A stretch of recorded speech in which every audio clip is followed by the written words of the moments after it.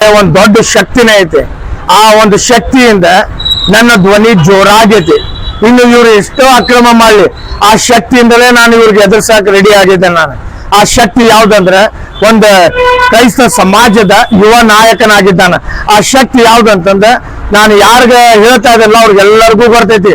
ಆ ಶಕ್ತಿನ ಮುಟ್ಟಕ್ ಸಾಧ್ಯನೂ ಇಲ್ಲ, ನಮಗೂ ಏನ್ ಮಾಡಕ್ಕೂ ಇವ್ರಿಗೆ ಸಾಧ್ಯ ಇಲ್ಲ.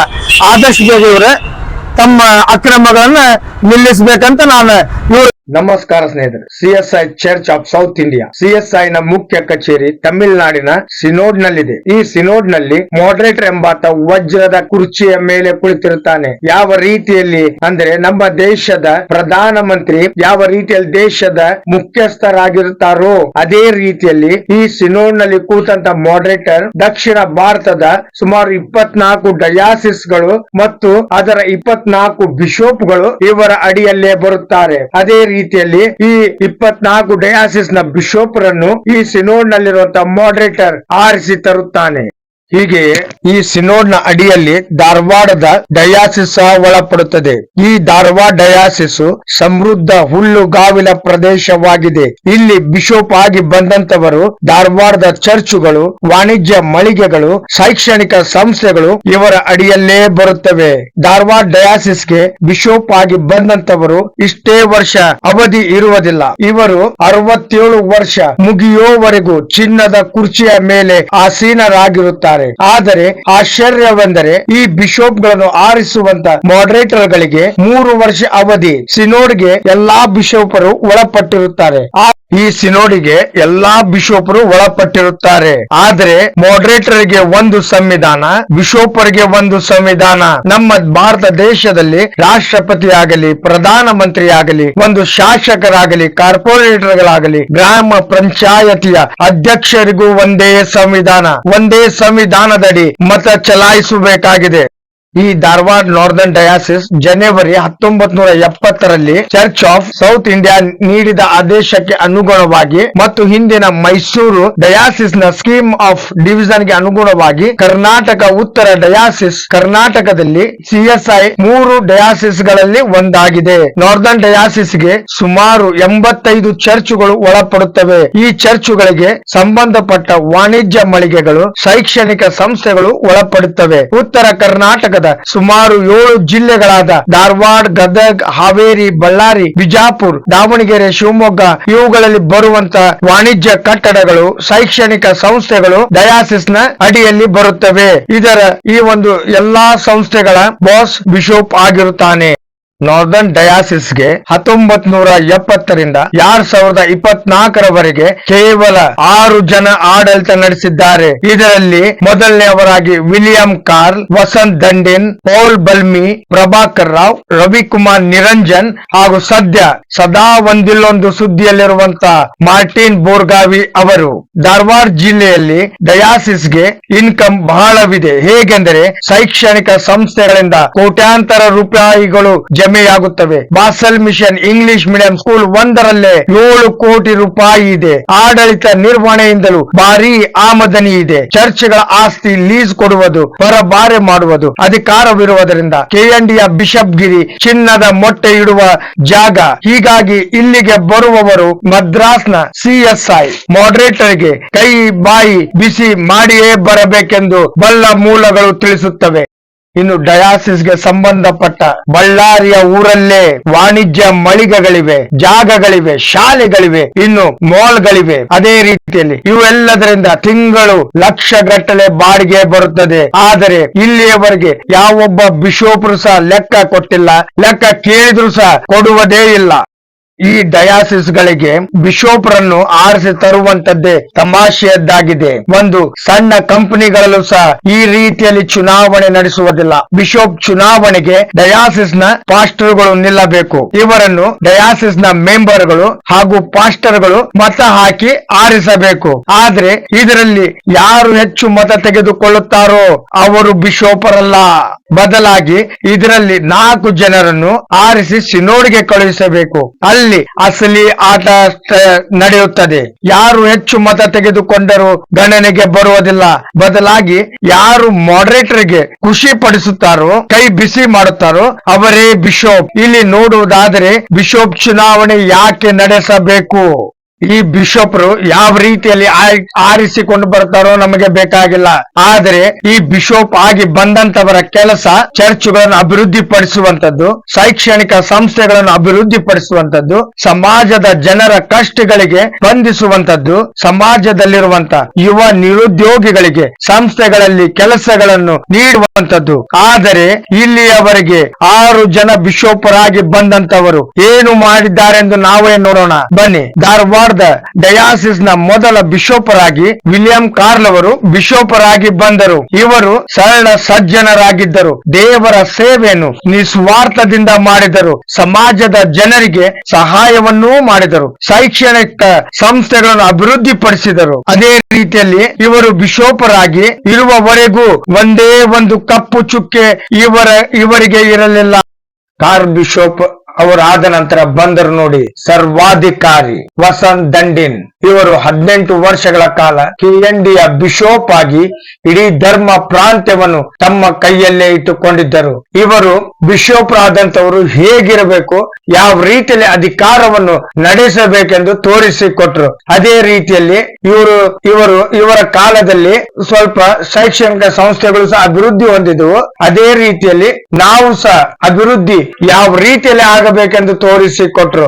ಈಗ ಇವರ ಮಗ ವಿಜಯ್ ದಂಡಿನ್ ಚಾಚೂ ತಪ್ಪದೆ ತಂದೆಯ ಮಾತನ್ನು ಪಾಲಿಸುತ್ತಿದ್ದಾರೆ.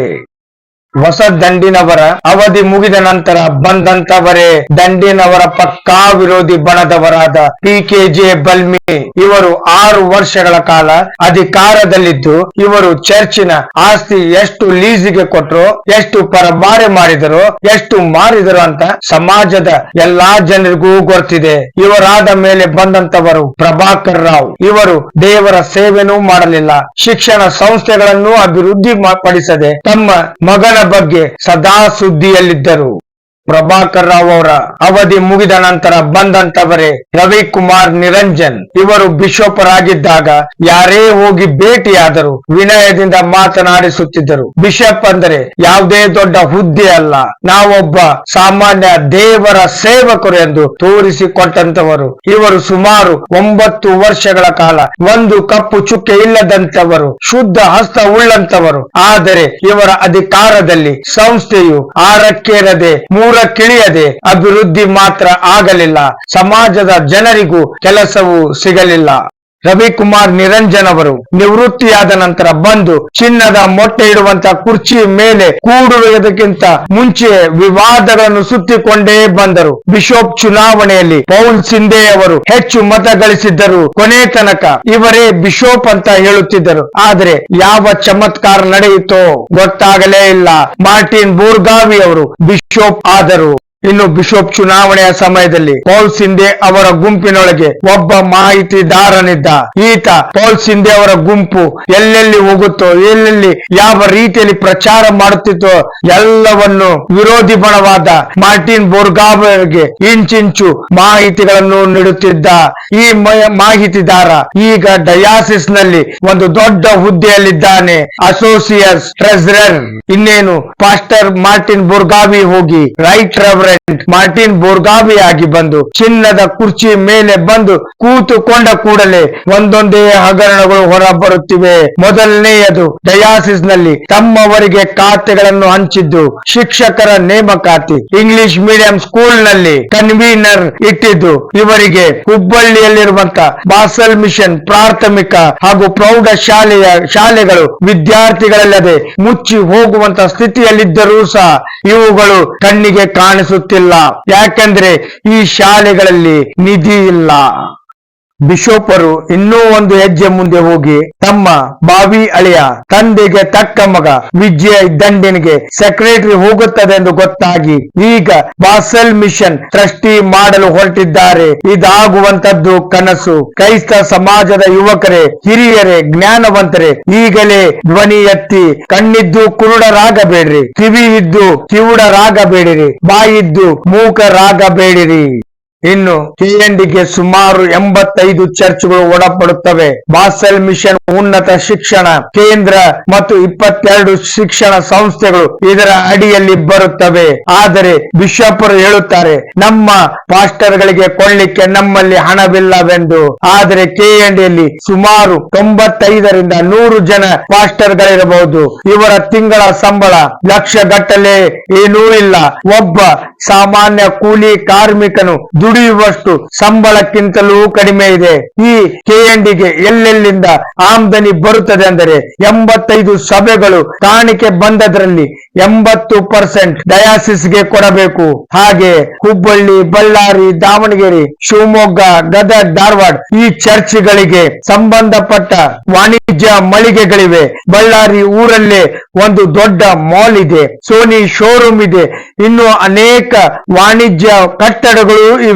ಇವುಗಳಿಂದಲೂ ಪ್ರತಿ ತಿಂಗಳು ಲಕ್ಷಗಟ್ಟಲೆ ಹಣ ಕೈಗೆ ಬರುತ್ತವೆ. ಇನ್ನು ಬೆಂಗಳೂರಿನಲ್ಲಿರುವಂತ ಯಾವುದೋ ಒಂದು ಬಿಲ್ಡಿಂಗ್ ನಿಂದಲೂ ಸಹ ಒಂದು ಪಾರ್ಟ್ ಹಣ ಧಾರವಾಡ ಡಯಾಸಿಸ್ಗೂ ಬರುತ್ತದೆ. ಇಷ್ಟೊಂದು ಹಣ ಇದ್ದರೂ ಪಾಸ್ಟರ್ಗಳಿಗೆ ಕೊಡ್ಲಿಕ್ಕೆ ಸಂಬಳವಿಲ್ಲವೆಂದರೆ ಯಾರು ನಂಬುತ್ತಾರೆ?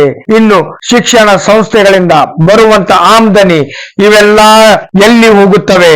ಇವರು ಯಾಕೆ ಪ್ರತಿ ವರ್ಷ ಸಮಾಜದ ಜನರಿಗೆ ಲೆಕ್ಕ ಕೊಡುವುದಿಲ್ಲ? ಇವರೇ ಉತ್ತರಿಸಬೇಕು. ಈ ಕೆಎನ್ಡಿ ಅವರ ಕೇವಲ 7 ಜಿಲ್ಲೆಯಲ್ಲಿರುವಂತ ನಮ್ಮ CSR ಸಭೆಗಳನ್ನ ಇವ್ರು ಒಂದು ನಿರ್ವಹಣೆ ಮಾಡಕ್ ಆಗ್ತಾ ಇಲ್ಲ. ಅದನ್ನ ಬಿಟ್ಟು ಇವ್ರು ದೇಶಕ್ಕೆ ಹೋಗಿ ಚರ್ಚ್ ಮಾಡ್ತೇನೆ ಅಂತಂದು ಅನೌನ್ಸ್ಮೆಂಟ್ ಮಾಡ್ತಾ ಇದ್ರೆ, ಇವ್ರು ಅಲ್ಲಿ ಹೋಗಿ ಏನ್ ಸೇವೆ ಮಾಡ್ತಾರೋ ದೇವ್ರಿಗ ಗೊತ್ತೆ. ಇವ್ರಲ್ಲಿ ಸೇವೆ ಮಾಡಂಗಿಲ್ಲ, ಮಂದಿ ಡಾಲರ್ ಸೇವೆ ಮಾಡೋದಷ್ಟೇ ಇವ್ರದ ಕೆಲಸ ಇತ್ತು ಅನ್ನಿಸ್ತೈತೆ. ಇವ್ರೇನೇ ಮಾಡಿದ್ರು ಯಾರ ಧ್ವನಿ ಎತ್ತುವುದಿಲ್ಲ. ಆದ್ರೆ ನಾವು ಮಾತ್ರ ಇವ್ರ ಅಕ್ರಮ ಏನೇ ಇರಲಿ ಇವ್ರ ಬಗ್ಗೆ ನಾವು ಧ್ವನಿ ಎತ್ತೇವೆ. ಇವ್ರು ಇರೋ ತನಕ ಸಮಾಜದ ಜನ ಇವ್ರ ಬಗ್ಗೆ ಧ್ವನಿ ಎತ್ತಿ ಬಿಡ್ಲಿ, ನಾನು ಮಾತ್ರ ಇವ್ರ ಅಕ್ರಮದ ಬಗ್ಗೆ ಜನಗಳ ಬಳಿ ತೆಗೆದುಕೊಂಡು ಹೋಗ್ತೇನೆ. ಇವ್ರ ಬಳಿ ದೊಡ್ಡ ದೊಡ್ಡ ಜನರ ಇದ್ದಾರೆ, ಭಕ್ತರು ಕೊಟ್ಟಂತ ಕಾಣಿಕೆ ಹಣ ಇದೆ, ಶಿಕ್ಷಣ ಸಂಸ್ಥೆಗಳು ಬರುವಂತ ಕೋಟ್ಯಾಂತರ ಹಣ ಇದೆ. ಇವರಿಗೆ ನಾನೇನು ಮಾಡಲು ಸಾಧ್ಯ? ಏನ್ ಸಮಾಜ ಕೆಲ ಜನ ಅಂತಾರ, ಆದ್ರೆ ನನ್ನಿಂದ ಬದಲಾವಣೆ ಆಗ್ಲಿ ಬಿಡ್ಲಿ, ನಾನು ಮಾತ್ರ ಇವ್ರದ ಅಕ್ರಮದ ಬಗ್ಗೆ ಧ್ವನಿ ಎತ್ತುತ್ತೇನೆ. ನಾಳೆ ನಮ್ಮ ಮಕ್ಕಳು ನಮ್ಗೆ ಕೇಳ್ಬೋದು, ನಮ್ಮ ಸಮಾಜ ಹಾಳಾಗುತ್ತ ಅಂದಾಗ ನೀವೇನ್ ಮಾಡ್ತಾ ಇದ್ದೀರಿ ಅಂತಂದ. ಎಲ್ಲಾ ಸಮಾಜದ ಶೈಕ್ಷಣಿಕ ಸಂಸ್ಥೆ ಮುಚ್ಚೋದಾಗ ನೀವೆಲ್ಲಿದ್ದೀರಿ, ನೀವ್ ಯಾಕೆ ಏನು ಮಾಡಲ್ಲ ಅಂತ ಕೇಳಿದಾಗ ನಾವೇನು ಉತ್ತರ ಕೊಡ್ಬೇಕು? ಆದ್ರೆ ನಾನು ನನ್ನ ಮಕ್ಕಳು ಉತ್ತರ ಕೊಡ್ಲಿಕ್ಕೆ ಸಿದ್ಧ ಆಗಿದ್ದೇನೆ. ನಾನು ಕೆಲಸದಲ್ಲಿ ಬ್ಯುಸಿ ಇದ್ದಿದ್ದಿಲ್ಲ, ನಾನು ಹಣ ಮಾಡ್ಬೇಕಂತ ಇದ್ದಿದ್ದಿಲ್ಲ. ಆದ್ರೆ ನಾನು ಯುವಕರನ್ನ ತಡೆಯಲು ಬಹಳಷ್ಟು ಪ್ರಯತ್ನ ಪಟ್ಟೆ. ಆದ್ರೆ ನಾನು ಎಲ್ಲರನ್ನೂ ಜಾಗೃತನಗೊಳಿಸಿದೆ. ಆದ್ರೆ ನನ್ನ ಪ್ರಯತ್ನ ಸಫಲಗೊಳ್ಳಿಲ್ಲ.